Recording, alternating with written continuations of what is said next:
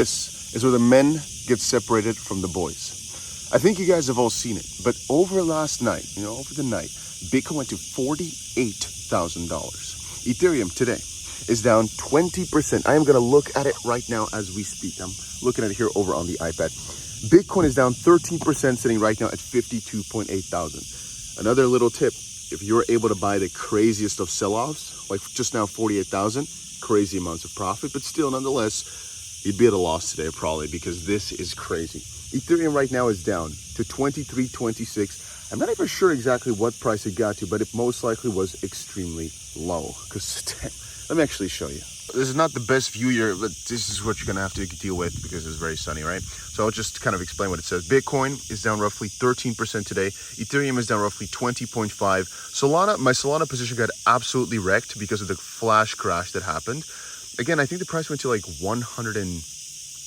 Here it says 150 and 113, but I think on the exchange, it went way, way, way lower than this. XRP down 15% to 46.7 cents. Just everything in here got wrecked. And it makes me think of back in 2021, as it was also one day where crypto prices went down by such crazy margins. Right now, last night, we had ourselves nearly $1 billion worth of liquidations, specifically $900 million worth of long liquidations as everybody got wrecked. Again, this is not a record-breaking candle, but pretty close to the levels we saw back in April, where things just went absolutely insane. I can't remember, though, that things were this depressing. But I guess that perhaps might be because right now the stock market is in such a bad position. You can see Apple's doing okay, even though Berkshire Hathaway, here we can see it, even though they sold nearly half of their stake in Apple. So perhaps that's already slightly priced in. And right now the prices are not doing as bad for Apple specifically. But for the rest, you can see right here, they're down some crazy numbers. I hope you can see it perfectly, but it's like 5.something%. I think Amazon is what, down 6? Amazon is down 9% almost today, which is absolutely insane. And I saw a lot of people speculating about why this is happening. But my perspective, the way it looks at least, crypto is just mostly following the stock market. It just makes too much sense. And if there's crazy amounts of fear of a recession, then it makes sense. It makes a lot of sense for people to sell off all their risky assets, partially because they don't know what they're doing, but I think for the most part because it's just a manipulation tactic. People think that they're buying crypto just like they're buying the stock market. But for the most part, that's not really the case. A crazier altcoin, sure, you can believe in it just like you believe in tech stocks. But a Bitcoin, in essence, is like buying gold. I'm not sure actually how the gold price is doing. Maybe I can quickly check it out. And I will let you know here in just a second here. Let me type in gold and we'll see how gold is doing. Gold per ounce. Let's go take a little bit of a look. So the gold price over the last couple of weeks has stayed relatively the same. Matter of fact, just 3 days ago, I think it was at one of the highest points. Let me confirm. At least one of the highest points. I'm not sure ever, but at least over the last like 10 years that I can quickly see here. So if gold is doing that well, just realize this with me. Right? Think about it with me. Why wouldn't Bitcoin do well? Yeah, but Bitcoin has this, that speculation. It's actually crazy. No, for the most part, it's used as a commodity. So in that sense, if gold is very, very similar in almost any way to Bitcoin, why would people speculate so much on gold in the store of value sense? Well, my voice cracked because it's a bad night, okay? Let's summarize this real quick. Bitcoin going down by these crazy margins is not normal. I don't mind it too much, I guess, but it's because we've been here for a while. Back in 2021, I have a screenshot of this, that Bitcoin was down like, I'm not sure if it's 40 or 50% in a day, but many of the altcoins were down 80%. And you get seasoned from that, Once you get that once or twice, you get hit in the face by a freaking truck. The next times you get hit in the face with a freaking truck, at least you've been there before. So it might hurt a little bit, but at least you've had this. Anyway, a lot of the people that I was speaking to, they've been thinking about selling off their assets.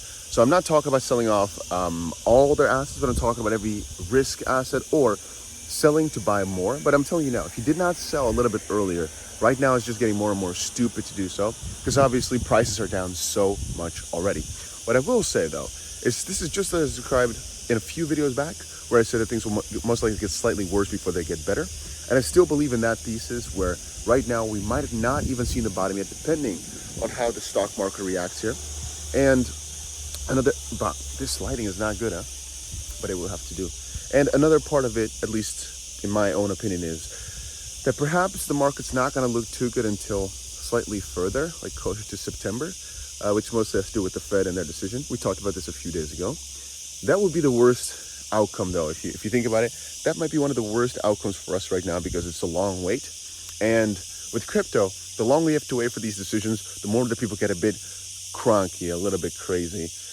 Then again, I've also seen a lot of people make videos saying, I'm out, I've sold everything, which is kind of crazy but kind of smart. And the reason I'm saying it's kind of crazy is because you're selling when things are so low. On the opposite side, I sold one of my positions last night, the Solana one, obviously, because it got absolutely wrecked. But I did expect things to go down even further on Dogecoin, XRP, and Bitcoin and ETH I didn't really touch. But both of those I touched a little bit to just buy slightly cheaper, which worked. That was risky. It's literally almost gambling the way I see it, but it worked. And that's my point here again. Some people say they're out, but it doesn't mean they're out forever. It just means they're right now waiting to buy back cheaper. As I said before, most people do not really believe in this idea of Bitcoin is going to go down to zero or down forever. Right now, it's for the most part fear. I think there's a lot of manipulation trying to push things down further. And as I have in an article right here, people are speculating about what caused crypto prices to go down right now. And one of the bigger factors here, Miles says, Trump presidency odds decreasing all of a sudden. Recession fears. And recession, if the recession comes, people are just really wanting cash. They don't really think about, what will be best in a recession? It's mostly about what will be best if things start crashing. And they think if things start crashing, that means crypto starts crashing too. Stock market correction, most likely because the Fed decision was already priced in. Right now, correction because of all the crazy gains we had earlier. Yen unwind. Yen went back from 162 to 148 or so per USD. Geopolitical tensions, which is another story completely. Jump unwinding their positions. I think they sold $500 million worth of $500 million worth of Ethereum over the last few weeks. People are saying, they're just liquidating their assets the slow and traditional way. We don't think so, right? Double-edged sword. On the one hand, they are, because it's not like they're selling it all in one go. On an opposite side, why would they do so on a Sunday the way they're doing it? Because they're the smartest. They're so good at what they do. So that makes not so much sense, unless they knew what was going to happen today. If they knew that the market was going to have a crazy correction today, which is also possible, think about it, then it does make sense for them to do so on a Sunday because they wanted to do it slightly before the market opens. And I guess they were right because they were selling at what? $56,000 for Bitcoin, and the price went to 40, but they sold Ethereum for the most part, but the price went to 48,000 slightly afterwards. And so from that perspective, they actually have been geniuses. So we have to commend them.